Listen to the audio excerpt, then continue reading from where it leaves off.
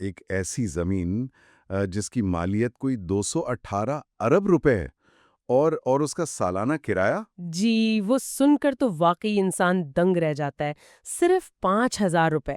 مطلب ماہانہ حساب لگائیں تو 400 روپے سے بھی کم۔ ہوں آج کی اس نشات کا یا کہہ لیں اس تفسیری جائزے کا موضوع ایک ایسا نظام ہے جو بظاہر تو بالکل قانون کے دائرے میں کام کرتا نظر آتا ہے، بالکل۔ لیکن حقیقت میں اس نے ریاستی وسائل پر ایک طرح سے مکمل قبضہ کیا ہوا ہے۔ آج ہمارے پاس جو بنیادی ماخذ ہے وہ اسامہ خاور کا ایک انتہائی جامع تحقیقی مضمون ہے۔ اور دیکھیں، اس گفتگو کا مقصد ہرگز کسی پر ذاتی تنقید کرنا نہیں ہے، نہ ہی ہمارا کوئی سیاسی جھکاؤ۔ بالکل۔ ہم صرف اس ماخذ کی روشنی میں یہ سمجھنے کی کوشش کر رہے ہیں کہ ہمارے سسٹم میں یہ جو مراد یا پریویلیج کا ڈھانچہ ہے یہ کام کیسے کرتا ہے۔ بالکل ایسا ہی ہے، اور یہ سمجھنا بہت ضروری ہے کہ قانون امیر اور غریب کے لیے کیسے مختلف شکلیں بدل لیتا ہے، اور سب سے اہم بات کہ اس سب کی عام عوام کو کیا قیمت چکانی پڑتی ہے۔ صحیح کہا آپ نے۔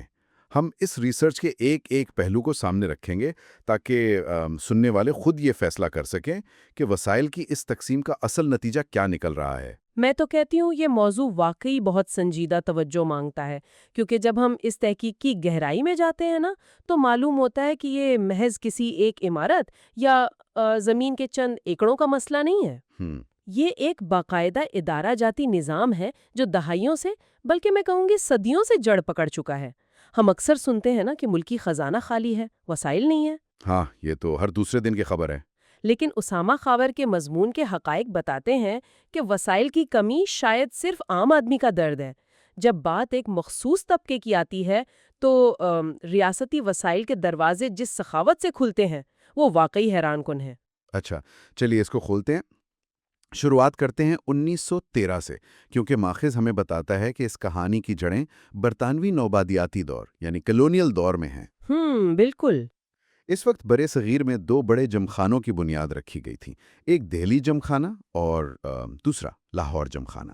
دونوں کا مقصد ظاہر ہے اس وقت کے برطانوی افسران اور اشرافیہ کو ایک تفریح فراہم کرنا تھا۔ صحیح۔ اب اگر آج کے دہلی جمخانے کو دیکھیں تو پچھلے دنوں بھارتی حکومت نے لیز کی ایک شک کا استعمال کرتے ہوئے اور عوامی مفاد کی بنیاد پر انہیں 5 جون تک زمین خالی کرنے کا نوٹس دے دیا۔ بالکل، اصول بڑا سیدھا سا اپنایا گیا کہ بھئی زمین ریاست کی ہے تو ریاست کو واپس ملنی چاہیے۔ ہاں، لیکن کیا لاہور جمخانے کے معاملے میں ایسا کچھ ہوا؟ مطلب کیا ہم نے بھی ایسا کوئی قدم اٹھایا؟ یہی تو وہ تضاد ہے جس پر یہ ساری ریسرچ کھڑی ہے۔ دہلی جمخانے کے بالکل برعکس لاہور جمخانے کا معاملہ ایک بالکل ہی مختلف سمت میں چلتا رہا۔ کیسے؟ یہ زمین ہے اور یہ شہر کے بالکل بیچ میں ہے، دی مال، جیل روڈ اور ظفر علی روڈ کے درمیان۔ یعنی صوبے کی مہنگی ترین لوکیشن۔ بالکل پرائم لوکیشن ہے۔ مضمون میں اس کی مالیت 218 ارب روپے بتائی گئی ہے، اور جیسا کہ آپ نے شروع میں بتایا اس پورے 112 ایکڑ زمین کا سالانہ کرایہ صرف 5,000 روپے ہے۔ باپ رے، یہ ہضم کرنا واقعی مشکل ہو رہا ہے۔ مطلب اگر میں اس 112 ایکڑ کو کنال میں بدلوں تو یہ کوئی 1091 کنال بنتا ہے، بالکل۔ اور سالانہ کرایہ 5,000، یعنی ایک کنال کا کرایہ سال بھر کے لیے 5 روپے سے بھی کم۔ بھائی یہ تو بالکل ایسی بات ہے جیسے کوئی تاج محل جیسی تاریخی عمارت کو ایک استعمال شدہ سائیکل کے پرانے ٹائر کی قیمت پر کرائے پر لے لے۔ ہاں، یہ مثال بالکل درست بیٹھتی ہے۔ لیکن یہ قانونی طور پر ممکن کیسے ہوا؟ کوئی تو قانون ہوگا۔ یہاں جو بات حیران کن ہے وہ یہی ہے کہ اس کرائے کو باقاعدہ قانونی کور دیا گیا۔ 1913 کی یہ لیز پہلے 1921 اور پھر 1960 میں بڑھائی گئی۔ ٹھیک ہے۔ لیکن تحقیق جس اہم موڑ کی طرف اشارہ کرتی ہے وہ 1996 کا سال تھا۔ اس وقت 1960 والی لیز کے ختم ہونے میں ابھی 5 سال باقی تھے۔ یعنی 2001 تک وہ لیز چلنی تھی؟ بالکل، لیکن انتہائی جلد بازی میں وقت سے پہلے ہی اسے سال 2000 سے لے کر 2050 تک کے کیا؟ جی مزید 50 سال کے لیے بڑھا دیا گیا۔ وقت سے 5 سال پہلے ہی لیز کیوں بڑھا دی گئی؟ کیا ماخذ میں اس کی کوئی وجہ بتائی گئی ہے؟ جی، اس کی سب سے بڑی وجہ مستقبل کا خوف ہوتا ہے۔ جو لوگ اس سسٹم کو چلا رہے ہیں وہ جانتے ہیں کہ سیاسی حالات کبھی بھی بدل سکتے ہیں۔ ہو سکتا ہے کوئی ایسا آفیسر آ جائے جو اس پرانے نوآبادیاتی معاہدے پر سوال اٹھا دے، اس لیے انہوں نے خاموشی سے نصف صدی کے لیے اپنا معاملہ پکا کر لیا۔ کیا بات ہے! اور مزے کی بات سنیں، اگر ہم آج کے مارکیٹ ریٹ کے حساب سے دیکھیں تو اس 1091 کنال زمین کا منصفانہ کرایہ کم از کم 4.36 ارب روپے سالانہ بنتا ہے۔ 4.36 ارب؟ اور دے کتنا رہے ہیں؟ 5,000۔ جی، اور اگر ہم حکومت کی اپنی 2023 کی پالیسی کو بھی دیکھ لینا، جس میں کلبوں کو مارکیٹ ریٹ کا 10واں حصہ دینے کی رعایت دی گئی تھی، صحیح۔ اس حساب سے بھی یہ کرایہ 400 ملین روپے سالانہ ہونا چاہیے، لیکن وہاں آج بھی وہی 5,000 والا حساب چل رہا ہے۔ اور اس سے بھی زیادہ حیران کن بات یہ ہے کہ سرکاری ریکارڈ کے مطابق جی 2011 کے بعد سے وہ 5,000 روپے کا برائے نام کرایہ بھی ادا نہیں کیا گیا۔ ہیں؟ مطلب اربوں کی زمین کرایہ چند سکوں کے برابر اور وہ بھی ادا نہ کیا جائے؟ یہ تو حد ہی ہو گئی ہے۔ لیکن بات صرف کرائے کی اس ناانصافی تک محدود نہیں ہے۔ بالکل نہیں۔ مضمون میں کلب کے اندر کی دنیا اور اس کی تعمیرات کے حوالے سے بھی کچھ سنگین بے قاعدگیاں بتائی گئی ہیں۔ وہ باغ جناح کا کیا معاملہ ہے؟ وہ تو ایک پبلک پارک ہے نا، اس کے اندر پرائیویٹ کرکٹ گراؤنڈ کیسے بن گیا؟ یہ ایک بہت اہم اور تشویشناک پہلو ہے۔ دیکھیں، باغ جناح عوام کے لیے ایک تاریخی تفریحی مقام ہے۔ اس کے اندر 3.5 ایکڑ زمین دراصل محکمہ زراعت کی ملکیت تھی، لیکن تحقیق بتاتے ہیں کہ اس 3.5 ایکڑ پر بغیر کسی باقاعدہ اجازت کے یا قانونی منتقلی کے ایک پرائیویٹ کرکٹ گراؤنڈ تعمیر کر دیا گیا۔ ارے واہ، پبلک پارک کے اندر پرائیویٹ گراؤنڈ! جی، اور یہ سلسلہ رکا نہیں۔ جمخانہ نے اپنے احاطے میں ایک وسیع کلب ہاؤس، پھر golf club house, swimming pool, guest blocks, جدید ہیلتھ کلب اور 2012 میں ایک کیفے بھی بنا لیا۔ لیکن اتنی بڑی تعمیرات، وہ بھی شہر کے بالکل وسط میں، بغیر منظوری کے کیسے ہو سکتی ہیں؟ کیا بورڈ آف ریونیو یا LDA نے ان نقشوں کو پاس نہیں کیا؟ اسامہ خاور کی تحقیق بڑی واضح ہے۔ بورڈ آف ریونیو کے پاس ان میں سے کسی بھی تعمیر کی کوئی منظوری موجود نہیں ہے۔ باپ رے! اور یہیں سے سمجھ آتی ہے کہ یہ سب ہوتا کیسے ہے۔ اب دیکھیں نا، کوئی عام شہری اگر اپنے گھر کا ایک کمرہ بھی بغیر نقشے کے بنائیں تو ادارے فوراً نوٹس بھیجتے ہیں، جرمانے ہوتے ہیں۔ بالکل، بلڈوزر آ جاتے ہیں۔ ہاں، لیکن یہاں دہائیوں سے تعمیرات ہو رہی ہیں اور کوئی حرکت میں نہیں آتا۔ کیوں؟ کیونکہ جو لوگ اداروں میں بیٹھ کر نوٹس جاری کرنے کے مجاز ہیں، وہی لوگ شام کو اس کلب کے ممبر کی حیثیت سے ان سہولیات کا فائدہ اٹھا رہے ہوتے ہیں۔ یہاں بات واقعی بہت دلچسپ ہو جاتی ہے، کیونکہ ایک اور دعویٰ جو اکثر ہم سنتے ہیں وہ یہ ہے کہ بھئی یہ پرائیویٹ کلبز پبلک فنڈز یا عوام کے ٹیکس کا پیسہ استعمال نہیں کرتے، یہ خود کفیل ہیں۔ لیکن اس تحقیق میں جو اعداد و شمار ہیں وہ تو کچھ اور ہی کہانی سنا رہے ہیں۔ ماخذ میں ذکر ہے کہ حکومتوں نے بڑی رقوم اس کلب کو دیں۔ بالکل، اور یہاں یہ واضح کرنا ضروری ہے کہ ہم کسی حکومت کی حمایت یا مخالفت نہیں کر رہے، ہم صرف وہ ڈیٹا شیئر کر رہے ہیں جو مضمون میں دیا گیا ہے۔ بالکل، ہمارا کام صرف حقائق سامنے لانا ہے۔ تو ماخذ کے مطابق مختلف ادوار میں حکومت کی 4 سربراہان نے اس کلب کو فنڈز دیے۔ 1985 میں اس وقت کے صدر ضیاء الحق اور وزیر اعلیٰ پنجاب نواز شریف کی طرف سے 20-20 لاکھ روپے دیے گئے۔ ٹھیک ہے۔ پھر 2006 میں وزیر اعلیٰ چودھری پرویز الہی کی جانب سے 5 کروڑ روپے دیے گئے اور 2014 میں وزیر اعلیٰ شہباز شریف کی جانب سے 1 کروڑ روپے کے فنڈز آئے۔ اچھا، یعنی اگر ہم ان سب کو جمع کریں تو یہ کوئی 6 کروڑ 40 لاکھ روپے بنتے ہیں، اور یہ عوام کے ٹیکس کا پیسہ ہے جو ایک ایسے کلب کو دے دیا گیا جو خود کو پرائیویٹ کہتا ہے۔ بالکل، اور مزے کی بات یہ ہے کہ عوام کا پیسہ وہاں جا رہا ہے جہاں عام شہری کا داخلہ بند ہے۔ کیا بات ہے! ایک طرف دعویٰ ہے کہ یہ پبلک لمیٹڈ کمپنی ہے اور دوسری طرف معلومات کو ایسے چھپایا جاتا ہے جیسے کوئی خفیہ تنظیم ہو۔ مضمون میں تو باقاعدہ اس کا موازنہ فری میسن لاٹ سے کیا گیا ہے۔ آخر ان ممبران کے نام اتنے خفیہ کیوں ہیں؟ اس رازداری کو بچانے کے لیے تو انہوں نے باقاعدہ قانونی لڑائیاں لڑی ہیں۔ تحقیق بتاتی ہے کہ جب کچھ شہریوں نے رائٹ ٹو انفارمیشن یعنی معلومات تک رسائی کے قانون کے تحت جی لیز کی تفصیلات مانگیں تو کلب کی انتظامیہ نے صاف انکار کر دیا اور معاملہ لاہور ہائی کورٹ میں چلا گیا۔ ان کا موقف یہ تھا کہ ہم چونکہ ایک پبلک لمیٹڈ کمپنی ہے، کوئی پبلک باڈی یا سرکاری ادارہ نہیں، اس لیے معلومات دینے کے پابند نہیں ہیں۔ تو عدالت نے کیا کہا؟ کیا ان کی بات مان لی گئی؟ نہیں، جنوری 2023 میں عدالت نے یہ درخواست مکمل خارج کر دی۔ جج نے فیصلے میں بڑا واضح لکھا کہ بھئی یہ زمین ریاست کی ہے اور اسے مفت کے برابر کرائے پر دینا ریاست کی طرف سے ایک بہت بڑی رعایت ہے۔ بالکل۔ گریڈ 18 اور اس سے اوپر کے سینئر سول سرونٹس اور مسلح افواج کے افسران اس کے ممبر بن سکتے ہیں، یا پھر یہ وراثت میں چلتی ہے۔ یہ سب سن کر ذہن میں ایک سوال ابھرتا ہے، کیا یہ صرف لاہور کا مسئلہ ہے یا اس پریولیج کا کوئی باقاعدہ ملکی بلو پرنٹ بھی موجود ہے؟ اگر ہم اسے بڑی تصویر سے جوڑیں تو یہ قطعاً صرف ایک شہر کا مسئلہ نہیں ہے۔ اسامہ خاور نے صراحت سے بتایا ہے کہ یہ پورے ملک میں پھیلا ہوا ایک منظم نظام ہے۔ کیسے؟ کوئی مثال؟ مئی 2023 کی مثال لے لیں۔ پنجاب میں نگران حکومت تھی جس کا کام تو صرف الیکشن کروانا ہوتا ہے، لیکن انہوں نے باقاعدہ ایک پالیسی منظور کی جس کے تحت صوبے بھر میں نئی جم خانوں کے لیے سرکاری زمین مارکیٹ ریٹ کے صرف 10% پر دینے کا فیصلہ ہوا۔ 10%؟ جی، ڈیرہ غازی خان، منڈی بہاؤالدین اور چینیوٹ جیسے شہروں میں 20,000 روپے سالانہ فی ایکڑ اور گجرانوالہ اور جہلم میں 1,00,000 سالانہ کے قریب، مطلب 1 ایکڑ زمین شہر کے وسط میں ایک سیکنڈ ہینڈ موٹر سائیکل کی قیمت پر۔ باپ رے، یہ تو باقاعدہ ایک پالیسی لگ رہی ہے۔ اور اسلام آباد یا دوسرے صوبوں کا کیا حال ہے؟ اسلام آباد کا حال تو اور بھی چشم کشا ہے۔ اسلام آباد کلب 352 ایکڑ سرکاری زمین پر بیٹھا ہے اور اس کا ماہانہ کرایہ تقریباً 3 روپے فی ایکڑ بنتا ہے۔ 3 روپے؟